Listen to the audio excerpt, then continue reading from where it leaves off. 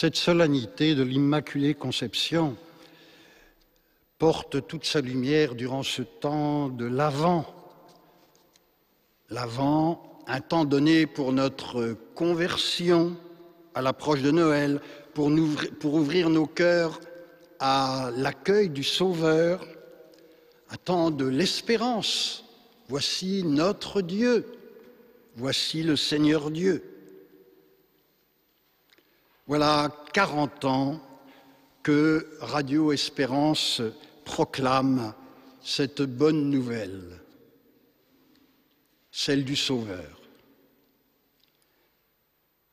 Durant 40 ans, c'est un temps de cheminement avec celle qui, plus que tout autre, attend avec impatience, celle qui va nous offrir l'enfant Dieu, Jésus, le Christ, l'unique Sauveur du monde, hier, aujourd'hui et à jamais.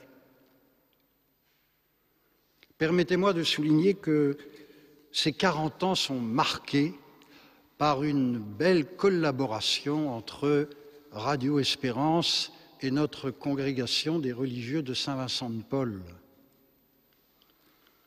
J'ai déjà eu l'occasion d'annoncer la béatification le 12 avril prochain à Paris du Père Henri Planchat, le premier prêtre de notre congrégation des religieux de Saint-Vincent-de-Paul, qui aimait tellement, tellement la Vierge Marie. Tous nous aimons Marie, prêchait-il. Tous nous sommes zélés pour son culte et sa gloire. Tous nous nous pressons autour de ces autels chaque fois que l'Église nous invite à célébrer le nom et les bontés de notre Mère. Si l'on vous demandait pourquoi vous aimez, vous honorez ainsi Marie, un même cri s'échapperait à l'instant de tous vos cœurs. Chanter Marie, penser à Marie, parler de Marie, c'est pour nous un bonheur, un vrai bonheur. Dès l'année 1849, avant même les apparitions de la Vierge Marie à Bernadette de Lourdes, avant même que la Dame du Ciel dise elle-même « Que soyera Immaculada Conceptio », avant même la proclamation du dogme de l'Immaculée Conception, le Père Planchat affirmait « Oui, ô Marie, ô Mère de Dieu, vous avez été conçue sans péché ». Depuis longtemps déjà, depuis bien des générations, depuis même bien des siècles, vos enfants les plus dévoués le redisent et le chantent à votre honneur.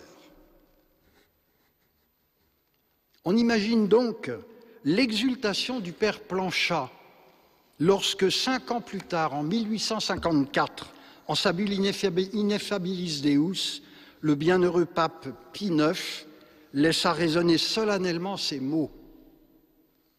Nous déclarons, prononçons et définissons que la doctrine qui tient que la bienheureuse Vierge Marie a été au premier instant de sa conception par une grâce et une faveur singulière du Dieu Tout-Puissant en vue des mérites de Jésus-Christ sauveur du genre humain, préservée intacte de toute souillure du péché originel, est une doctrine révélée de Dieu et qu'ainsi elle doit être crue fermement et constamment par tous les fidèles. C'est ce que nous solennisons aujourd'hui. Et ce Saint Pontife d'ajouter « En vérité, notre bouche est pleine de joie et notre langue est dans l'allégresse. » Alors nous aussi, nous sommes pleins de joie et notre langue est dans l'allégresse. Tous nous aimons Marie. Tous nous sommes zélés pour son culte et sa gloire. Tous nous nous pressons autour de ses autels chaque fois que l'Église nous invite à célébrer le nom et les bontés de notre Mère, et donc particulièrement en ce jour de la solennité de l'Immaculée Conception. Quelle merveille, quelle source d'espérance. Laissons résonner quelques instants Cette interrogation que nous livre la parole de Dieu, ces mots du Seigneur adressés à la femme, à la première Ève, mais aussi à la nouvelle Ève et finalement à chacun d'entre nous. Qu'as-tu fait? Ève, Ève, qu'as-tu fait?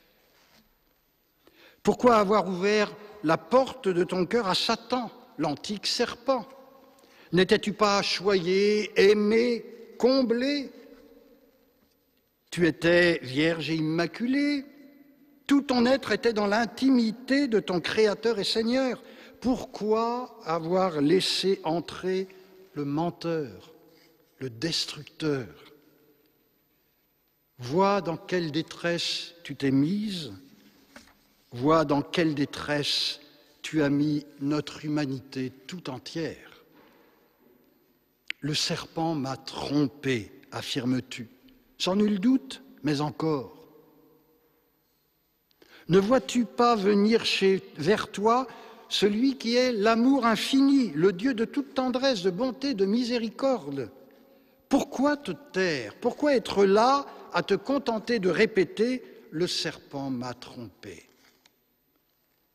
C'est lui, c'est de sa faute. Pourquoi ne pas avoir humblement supplié en pleurant? Pitié, Seigneur, pitié, pardon, pardon. Oui, d'un cœur brisé et broyé, je te demande pardon. Les siècles ont passé, est venue la plénitude des temps, et quand vint la plénitude des temps, Dieu envoya son Fils né d'une femme.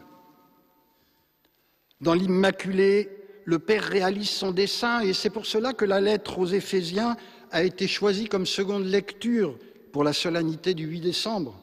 C'est le projet du Père. Béni soit le Dieu et Père de notre Seigneur Jésus-Christ. Il nous a bénis et comblés des bénédictions de l'Esprit au ciel, dans le Christ. Il nous a choisis dans le Christ avant la fondation du monde pour que nous soyons saints, immaculés devant lui dans l'amour. Et nous contemplons l'Immaculée. Ô Marie, Marie, qu'as-tu fait? Toute l'humanité t'espérait, t'attendait, toi la Vierge qui devait dire oui. Merveille des merveilles, toi la Vierge Immaculée, tu as accouru pour prononcer ton fiat. Oh oui, qu'il me soit fait, selon ta parole, as-tu répondu à l'ange. Ô Marie, qu'as-tu fait? Tu as ouvert les portes de ton cœur et de ton corps à ton seul Seigneur, à lui seul, et en n'accueillant que lui, tu as ouvert à notre monde les portes de la vie. Ce fut par le moyen d'une Vierge désobéissante que l'homme fut frappé, tomba et mourut, nous dit saint Irénée dès le IIe siècle. De même, c'est par la Vierge qui a obéi à la parole de Dieu que l'homme, rallumé par la vie, a de nouveau recouvré la vie. Ève avait cru au serpent, Marie crut à l'ange. Ce péché que l'une commit en croyant, l'autre le détruisit en croyant. Oui, par Ève vient la mort, par Marie vient la vie. Ô Ève, qu'as-tu fait? Qu'as-tu fait? Et nous sommes tes enfants d'Ève, exilés. Que faisons-nous? Que faisons-nous? Dieu ne nous a-t-il pas créés et comblés? Ne nous a-t-il pas inlassablement prodigué son amour? Et pourtant, nous nous sommes laissés tant de fois tromper par Satan. Nous lui avons ouvert notre cœur et trop souvent encore, nous le laissons y faire sa demeure. Trop souvent, nous avons capitulé, nous nous sommes résignés à la médiocrité, nous avons désespéré. Fous que nous sommes, pauvres pécheurs que nous sommes. Aujourd'hui, nous voulons dire au Seigneur, les larmes aux yeux, avec un cœur brisé et broyé dont il ne saurait avoir de mépris, pitié, Seigneur, pardon. Par l'intercession de la Vierge Immaculée, fais-nous miséricorde. Nous croyons que tu es toute miséricorde et que tu nous appelles vraiment à être saints et immaculés devant toi dans l'amour. Ô Marie, qu'as-tu fait? Et nous sommes tes enfants. Oui, enfant de Marie, depuis ce jour où Jésus, ton Fils, nous a donné à toi au pied de la croix. Que devons-nous faire? Tu as toujours dit oui au Seigneur et Sauveur, et non pas aux menteurs et aux destructeurs. Nous voulons reprendre cette prière antique, la plus ancienne qui te fut adressée par l'Église. Celle du Sumptuum Praesidium. Sous l'abri de ta miséricorde, nous nous réfugions, Sainte Mère de Dieu. Ne méprise pas nos prières quand nous sommes dans l'épreuve, mais de tous les dangers, délivre-nous toujours, Vierge glorieuse et bénie. Marie, l'Immaculée, veille sur nous et marche avec nous. Les témoignages marquants ne manquent pas. Celui dont on parle tant ces derniers temps, entre autres, dans les médias. Je pense que vous avez suivi ça. Gad Elmaleh, de famille juive, voilà, cet acteur qui, à l'âge de 6 ans, dans les années 70, bravant les interdits, rentre dans une église à Casablanca et y découvre une statue de la Vierge Marie. Je suis resté face à cette dame que je ne connaissais pas, dit-il, que je n'avais jamais vue, et j'ai pleuré. Je me sentais bien, je suis resté, j'étais comme attaché à ce visage. Gad Elmaleh raconte aussi ce moment plus récent vécu à Lourdes où, croisant une jeune fille, il est bouleversé par ses paroles. Là encore, il relate « J'étais au milieu d'un tas de personnes qui me demandaient de faire des selfies quand elle s'est approchée de moi et m'a dit « Je vais aller prier pour vous ».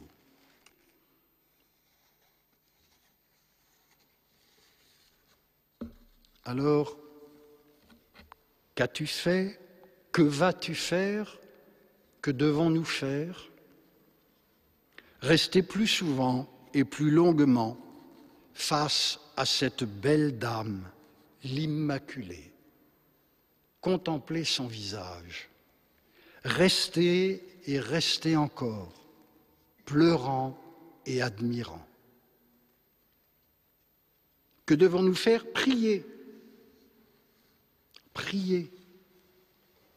Aller prier pour notre monde, notre pays, nos proches, pour tous, pour que celui qui est la lumière du monde soit accueilli comme sauveur.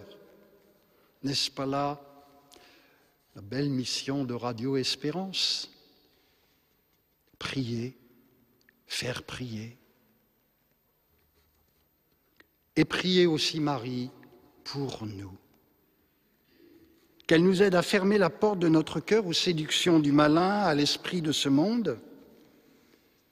Oui, Vierge Immaculée, fais que la porte de notre cœur ne s'ouvre que pour le Christ Sauveur, uniquement à ce qui nous conduit à lui et chante sa gloire et son amour infini.